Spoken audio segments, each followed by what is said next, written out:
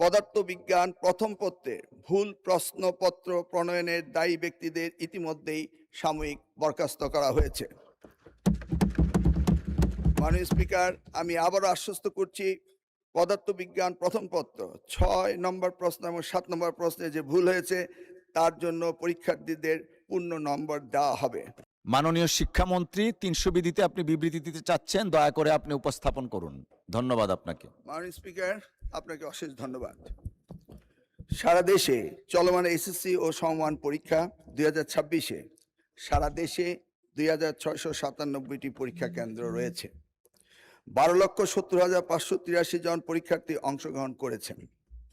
সম্প্রতি ভারী বর্ষণ ও বৈরী আবহাওয়ার কারণে চট্টগ্রাম শিক্ষা বোর্ডের অধীনস্থ 5টি জেলা তথা চট্টগ্রাম, কক্সবাজার, খাগড়াছড়ি, রাঙ্গামাটি ও বান্দরবনে অনুষ্ঠিতব্য পরীক্ষা স্থগিত করা হয়েছে।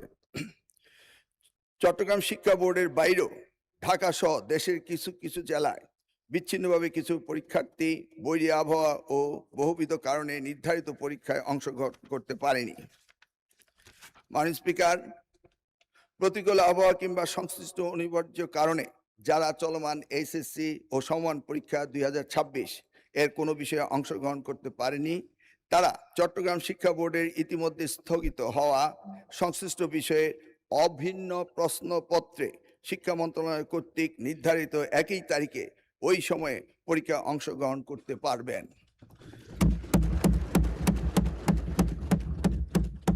মাননীয় স্পিকার, যেহেতু এইচএসসি পরীক্ষা শিক্ষার্থীদের জীবনে একটি অত্যন্ত গুরুত্বপূর্ণ ধাপ, তাই বিশেষ বিবেচনায় এই বিশেষ সুযোগ প্রদান করা হলো। মাননীয় স্পিকার, পদার্থবিজ্ঞান প্রথম পত্রের ভুল প্রশ্নপত্র প্রণয়নের দায়ী ব্যক্তিদের ইতিমধ্যেই সাময়িক বরখাস্ত করা হয়েছে। মাননীয় স্পিকার, আমি আবারও আশ্বস্ত করছি, পদার্থবিজ্ঞান প্রথম পত্র ৬ নম্বর প্রশ্ন এবং ৭ নম্বর প্রশ্নে যে ভুল হয়েছে তার জন্য পরীক্ষার্থীদের পূর্ণ নম্বর দেওয়া হবে। মাননীয় স্পিকার, আপনাকে অশেষ ধন্যবাদ।